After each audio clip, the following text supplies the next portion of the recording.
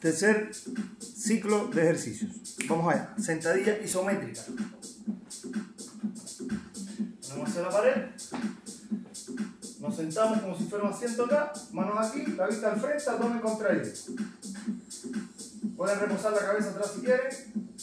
La idea acá es estar entre 20 a 45 segundos. Muy bien. Segundo ejercicio. Patada de tríceps. Me apoyo sobre la rodilla. Extiendo, flexiono. Extiendo, flexiono. Abdomen contraído siempre.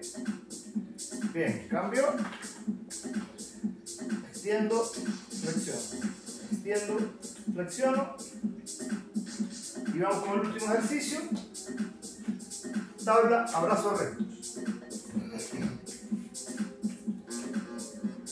La idea acá es entre 20 y 60 segundos.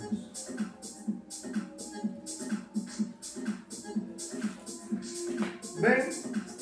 9 simples ejercicios que puedes hacer en tu casa para romper un poco este desequilibrio que nos ha traído la naturaleza.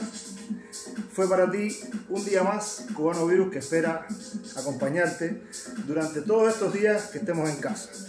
No olvides seguirme en mi página en YouTube, el cual voy a indicar debajo de este video. Este fue un momento que patrocinó, por supuesto, Gimnasio Salud Imagen. Y con estos lentes que entreno han sido cortesía de Óptica Italiana Valparaíso. Hasta mañana.